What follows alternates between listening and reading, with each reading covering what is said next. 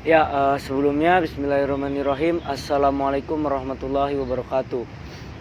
Hidup mahasiswa, hidup pendidikan Indonesia. Sebelumnya bismillahirrahmanirrahim. Saya Reja Nur Pahlevi selaku Ketua Umum SEMA FISIP Unisma Bekasi, dan saya juga selaku Koordinator Lapangan atau Korlap dari Aliansi Pemuda Mahasiswa Kota Bekasi. Sebelumnya sedikit bercerita, aliansi itu ketika memang Indonesia sedang mengalami di mana masa pandemi COVID-19 itu sedang merajalela. Akhirnya kita sadar untuk membuat aliansi dari gabungan seluruh mahasiswa di Kota Bekasi untuk sepakat menyuarakan pendidikan di Kota Bekasi ataupun khususnya di nasional. Karena memang dampak pandemi COVID-19 ini sangat berpengaruh terhadap perekonomian ataupun nilai jual beli masyarakat terhadap dunia. Maka dari itu kami sebagai aliansi di Kota Bekasi dan baik maupun itu di Unisma sendiri, kita melakukan pergerakan-pergerakan seperti aksi, seperti demonstrasi, seperti audiensi untuk capaian yang akan kita tuju, untuk capaian yang akan kita capai, yaitu pendidikan gratis di Kota Bekasi. Sebenarnya apa sih sebenarnya aksi? Ya kan? Aksi itu kan sebuah penyampaian aspirasi yang dilakukan oleh berbagai macam elemen untuk menyuarakan aspirasi. Karena memang ketika kita tidak melakukan aksi, ya pemerintah ataupun penguasa akan semena-mena. Jadi aksi itu sebenarnya untuk menyampaikan suara, untuk menyampaikan aspirasi mahasiswa yang hari ini mengetahui kondisi atau memahami realitas sosial yang terjadi di Indonesia ataupun permasalahan-permasalahan apa aja yang hari ini memang berdampaknya terhadap masyarakat. Nah, itu adalah sebenarnya penjelasan sedikit tentang aksi. Dan kenapa sih harus aksi? Kenapa harus aksi?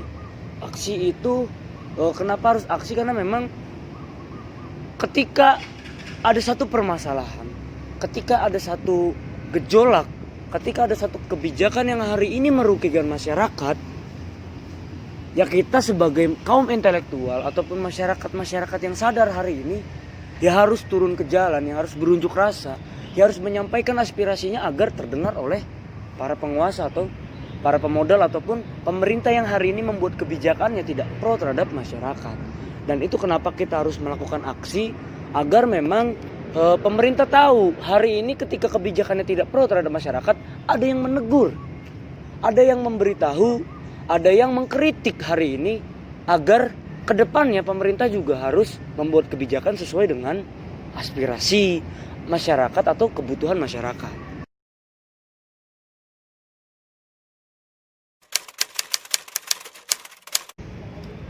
Kalau untuk tahapan aksi, sebenarnya kita bisa memulai dengan pematangan isu.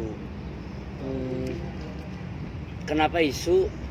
Karena memang hari ini ketika memang isu itu sedang berkembang ataupun isu itu sedang hadir di tengah-tengah masyarakat, kita harus memulainya dengan bagaimana kita harus mencari permasalahan yang hari ini memang berdampak terhadap masyarakat. Ketika pematangan isu itu sudah berlanjut, berarti kita harus mencari terkait bagaimana datanya, bagaimana undang-undangnya, bagaimana kajian-kajiannya, agar memang tuntutan itu seperti peluru gitu. Tuntutan itu mengenai sasaran dan berbobot sebenarnya kalau untuk pematangan isu. Dan yang kedua, mungkin kita bisa mulai dengan bagaimana propaganda. Dalam tahapan aksi, untuk menyadarkan masyarakat, untuk menyadarkan seluruh elemen mahasiswa, hari ini diperlukannya yaitu propaganda yang masif.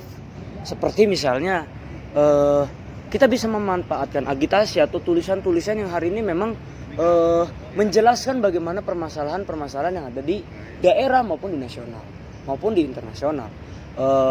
Bisa juga kita lakukan dengan propaganda di media seperti pamflet, seperti tulisan-tulisan yang sifatnya mengkritik, sifatnya menyadarkan, atau mungkin bisa juga kita lakukan dengan statement-statement orang yang berpengaruh terhadap lingkungan, atau mungkin bisa disebut dengan ketua-ketua yang hari ini ditugaskan untuk memimpin massa, yang akhirnya itu menjadi daya tarik untuk masanya atau untuk masyarakatnya bisa ikut arahan dari ketua.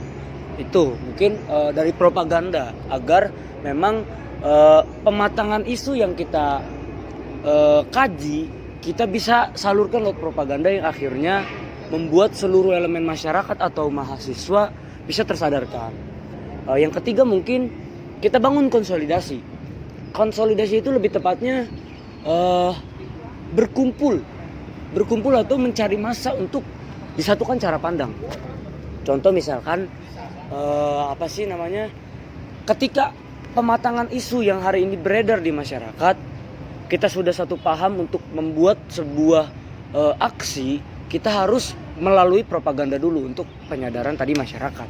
Yang ketiga memang konsolidasi untuk bagaimana setiap ketua-ketua atau setiap elemen-elemen masyarakat memahami isu yang hari ini berkembang di masyarakat, untuk disatukan cara pandang yang akhirnya timbullah satu kesepakatan untuk kita melakukan aksi demonstrasi atau turun ke jalan. Setelah itu kita bisa membuat perangkat aksi, atau mungkin jauh sebelum perangkat aksi kita harus menyatukan cara pandang, yaitu untuk bagaimana tuntutan ini bisa seperti peluru tadi yang aku bilang. Misalkan contoh, hari ini yang beredar di masyarakat tentang bagaimana kebijakan pemerintah atau kebijakan nasional terkait dunia pendidikan di tengah pandemi COVID. Ya kita bisa pahami itu COVID menyerang kita pada awal-awal tahun 2019, yaitu lebih tepatnya mungkin di bulan Maret. Di bulan Maret COVID-19 atau COVID-19 hari ini sudah mulai merebak, yang akhirnya metode pendidikan diubah menjadi online atau daring. Perkuliahan atau pembelajaran siswa dari SD, SMP, SMA sampai tingkatan perguruan tinggi itu melakukan kuliah atau metode pembelajaran melalui online, lewat jalur aplikasi atau HP, handphone di rumah masing-masing. Karena memang ada kebijakan pemerintah yang memberlakukan PSBB, yaitu dirumahkan, karena memang untuk mencegah virus corona ini merajalela atau menyebar ke seluruh Indonesia. Yang akhirnya metode pendidikan yang dilakukan oleh pemerintah, kebijakannya adalah untuk bagaimana metode daring ini diupayakan agar maksimal seperti kita bertatap muka. Itu contoh dari misalkan hari ini yang isu berkembang. Berarti kan tugas mahasiswa ketika memang hari ini setiap instansi pemerintahan atau setiap instansi perkuliahan atau mungkin instansi di sekolah menodong mahasiswanya untuk melakukan pembayaran. Berarti kan ini ada yang salah.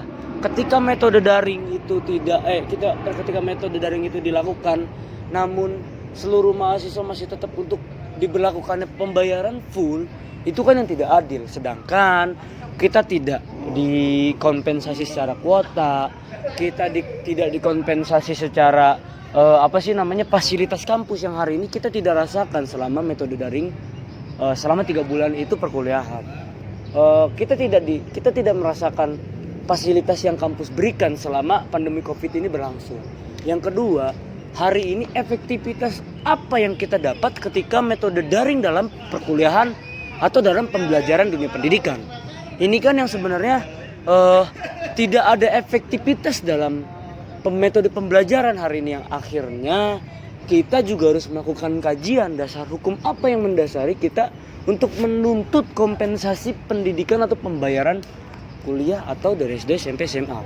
Walaupun memang pemerintah hari ini membuat kebijakan tentang beasiswa atau kartu Indonesia Pintar, itu menurut saya masih bukan solusi dibandingkan dengan seluruh jumlah mahasiswa yang ada di Indonesia hari ini. Sedangkan APBN Indonesia itu sekitar 20%. Kalau misalkan APBN negara hari ini sekitar 300 ribu triliun, berarti 20% dari 300 ribu triliun berapa? Itu kan yang harusnya dialokasikan terhadap dunia pendidikan karena kita menyangkut hak dasar. Nah, ketika sudah kita tahu permasalahan-permasalahan yang berkembang, berarti kita harus mencapaikan target untuk sebuah tuntutan yang pas agar memang isinya juga berbobot. Seperti misalkan kompensasi pendidikan selama pandemi Covid. Ini kan rasional. Ini kan menjadi tuntutan yang memang berbobot karena ya kita sebagai mahasiswa atau kita sebagai orang yang sedang melakukan orang sedang berpendidikan hari ini tidak melakukan atau tidak merasakan bagaimana kita bertatap muka dengan dosen. Itu ya menurut saya tahapan-tahapan untuk menuju aksi. Dan ketika konsolidasi itu sudah dilakukan, kita bangun perangkat aksi. Biasanya ketika konsolidasi satu pandang untuk menentukan tuntutan dari setiap masalah yang hari ini berkembang di masyarakat, biasanya ditentukan dengan siapa hari ini yang memimpin lapangan untuk kita melakukan aksi. Biasanya itu di dalam forum ditentukan siapa koordinator lapangan dari elemen atau dari campuran mahasiswa atau masyarakat yang tergabung dalam konsolidasi. Dan di situ kita bangun tekla, tentukan siapa koordinator lapangan untuk memimpin aksi atau mempertanggungjawabkan di seluruh media yang hari ini menyorot aksi yang akan kita lakukan agar memang propaganda di media ini tersalurkan terhadap masyarakat yang akhirnya masyarakat juga tersadarkan untuk mampu bergerak, kita melakukan aksi turun ke jalan. Ketika masa itu banyak, otomatis penguasa atau pemerintah juga akan merasa takut. Karena apa? Karena hari ini mereka sedang dikritik. Karena hari ini mereka sedang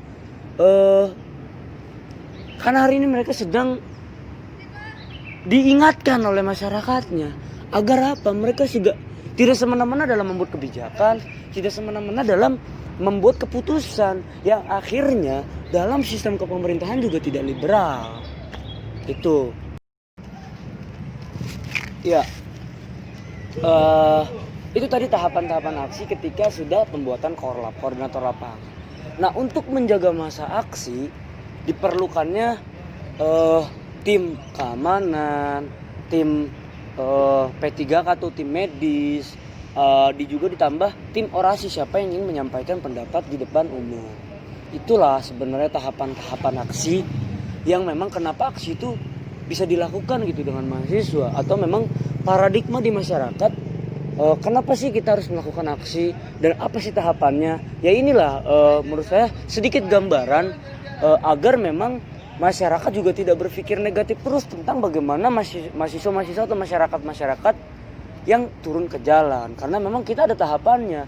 Kita juga mengirim surat kepada pihak kepolisian untuk mengawal aksi kita agar aksi kita juga tidak terlihat ilegal atau tidak terlihat barbar atau memang tidak terlihat acak-acakan. Kita sesuai dengan aturan, kita sesuai dengan protokol, kita sesuai dengan aturan, kita sesuai dengan perangkat-perangkat yang sudah dibentuk. Itu sedikit penjelasan terkait tahapan-tahapan menuju ke aksi.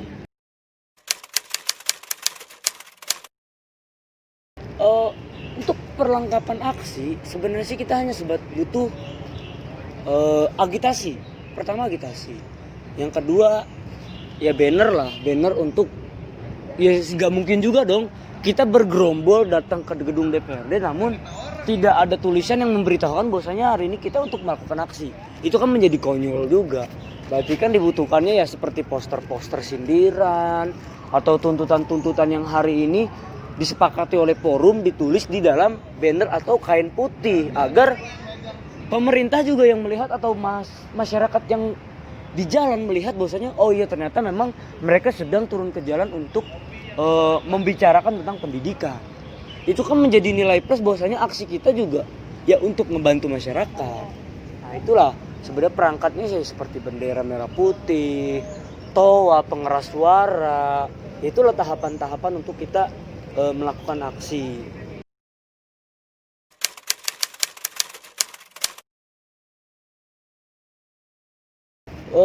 Sebenarnya gini, masyarakat menganggap aksi itu akan berakhir rusuh ketika propaganda yang dilakukan sama media sebenarnya. Hari ini ketika kita melakukan aksi demonstrasi yang orangnya begitu banyak, ketika kita melanggar sedikit aturan yang akhirnya dibentrokkan sama polisi, media hanya menyorot terkait bagaimana perkelahian mahasiswa dengan polisi yang akhirnya paradigma yang dibangun masyarakat hari ini adalah aksi itu hanya sebatas membuat kerusuhan, namun tidak ada hal yang berbobot dalam aksi. Nah makanya tadi pentingnya kita mengkaji, pentingnya kita mencari data, pentingnya kita harus menerapkan protokol atau menerapkan sesuai dengan kebijakan agar memang aksi kita juga tidak asal-asalan yang akhirnya masyarakat akan menaruh respect terhadap aksi yang kita lakukan. Karena ya kita tidak melakukan aksi yang rusuh, kita tidak melakukan aksi yang dianggap itu hanyalah sebatas membuat macet di jalan atau kerusuhan-kerusuhan yang terjadi. Makanya memang kenapa hari ini masyarakat terlalu berpikiran bahwasanya aksi itu sangat buruk di pandangan masyarakat, karena memang media sebenarnya, terkadang wartawan atau terkadang media-media lainnya hanya sebatas menyorot aksi yang sedang rusuh, namun tuntutan dan capaian yang dilakukan oleh masa aksi tidak disorot sama media, yang akhirnya paradigma masyarakat melihat media seperti itu akhirnya terbawa dengan masa aksi yang hari ini juga sebenarnya sedang menyampaikan aspirasi di seluruh elemen masyarakat agar memang kesejahteraan masyarakat itu bisa tercapai dengan kita melakukan demonstrasi. Coba kalau kita pikir di negara-negara lain seperti Amerika, seperti Iran, seperti negara-negara maju yang lainnya, ketika memang mereka melakukan demonstrasi yang turun ke jalan itu ribuan masyarakat yang hari itu memang tersadarkan. Bayangkan saja hanya sebatas kenaikan harga tiket kereta, ratusan ribu orang turun ke jalan untuk menyampaikan aspirasinya tidak sepakatnya mereka terhadap kebijakan yang dilakukan oleh presidennya. Nah tapi berbanding terbalik dengan Indonesia yang hari ini kita berbicara hak dasar, kita berbicara kebutuhan masyarakat, kita berbicara tentang bagaimana masyarakat harus sejahtera, namun kesadarannya hilang. Namun kesadarannya tidak sampai. Berbeda dengan negara-negara maju yang hari ini ketika satu aja disenggol dengan pemerintah terhadap hak dasar, mereka ribuan orang bahkan ratusan ribu orang untuk turun ke jalan, mogok di jalan atau mendirikan tenda di jalan agar aspirasinya bisa dibuat kebijakan untuk kesejahteraan bersama. Ini berbanding terbalik dengan Indonesia. Ketika kita melakukan aksi, mindset masyarakat selalu berpikiran atau mindset mahasiswa selalu berpikiran, ya iyalah paling itu mah orang-orang yang kurang kerjaan, ngapain sih aksi hanya sebatas bikin macet. Namun ketika kebijakan pemerintah melihat aksi tersebut namun dibuat kebijakan untuk bagaimana keresahan atau permasalahan masyarakat terselesaikan, yang merasakan bukan hanya segelintir orang tapi seluruh Indonesia yang merasakan ketika goal itu tercapai. Itu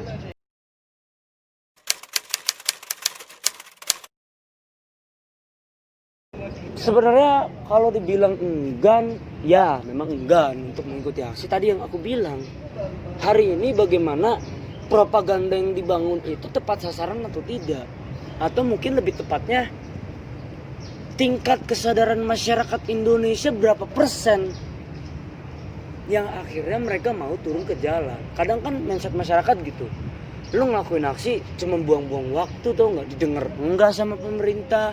Ya kalau masanya sedikit gimana pemerintah mau dengar? Kan gitu. Ya harusnya dibutuhkan apa ya, masa yang banyak.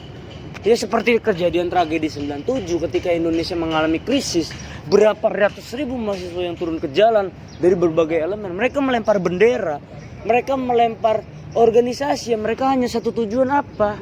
Ya untuk kesejahteraan masyarakat, agar krisis moneter atau pemerintahan yang otoriter itu tidak memimpin Indonesia selama berpuluh-puluh tahun. Itu kan targetan utama. Ketika masa aksi itu banyak, itulah menjadi kekuatan bagaimana kebijakan atau bagaimana tuntutan aksi kita bisa tercapai.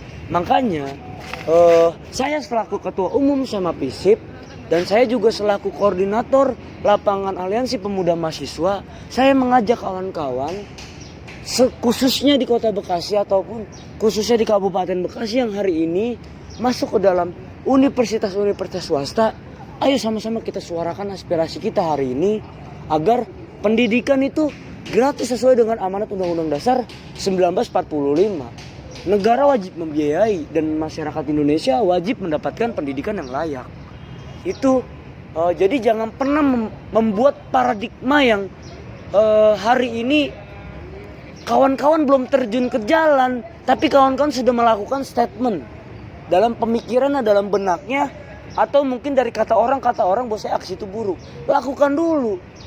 Kita coba dulu. Kalau memang hari ini tujuannya tidak sesuai dengan target apa yang kawan-kawan pikirkan, kawan-kawan bebas untuk menentukan pilihan.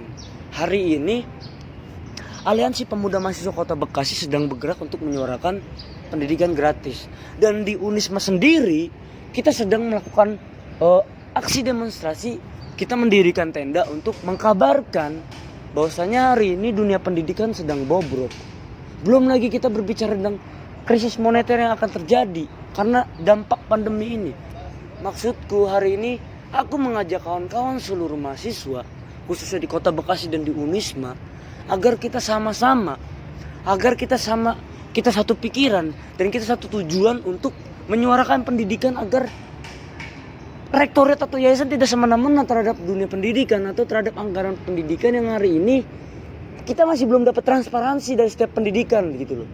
Jadi saya berharap dan saya juga mengajak kawan-kawan untuk ikut andil dalam aksi demonstrasi atau aksi solidaritas atau aksi yang tidak mendatangkan kerusuhan untuk menyuarakan aspirasi kita agar kekuatan massa aksi yang terpimpin dan terkomando mampu mendobrak kebijakan yang hari ini tidak sesuai dengan kita-kita orang. Ya, saya berpesan untuk seluruh masyarakat dan mahasiswa se-Indonesia, ayo sama-sama kita suarakan pendidikan yang hari ini sudah masuk ke dalam pasar bebas. Pendidikan yang hari ini sudah masuk ke dalam ranah pemodal untuk mengeruk keuntungan di setiap dunia pendidikan. Maka dari itu, pendidikan di masa pandemi Covid ini harus digratiskan. Pendidikan di masa pandemi Covid ini harus ada solusi yang tepat. Dan bahkan kalau perlu kita harus revolusi pendidikan agar pendidikan kita lebih diperhatikan, agar pendidikan kita lebih sesuai dengan sasaran dan target, agar mahasiswanya mampu mengembangkan skill, mampu berpikir secara universal, dan mampu kritis terhadap kebijakan-kebijakan yang tidak pro terhadap masyarakat. Kalau bukan mahasiswa yang mengkritisi, pemerintah akan melakukan semena-mena atau kampus akan semena-mena terhadap mahasiswanya. Ini pesan saya. Hari ini kita sedang berjuang, ayo sama-sama kita gabung, ayo sama-sama kita satukan pikiran. Jangan pernah kita memandang bendera, jangan pernah kita memandang organisasi. Tujuan kita satu, untuk pendidikan lebih sejahtera dan gratis di Indonesia sesuai dengan amanat Undang-Undang Dasar 1945. Satu lagi, kita harus hebat.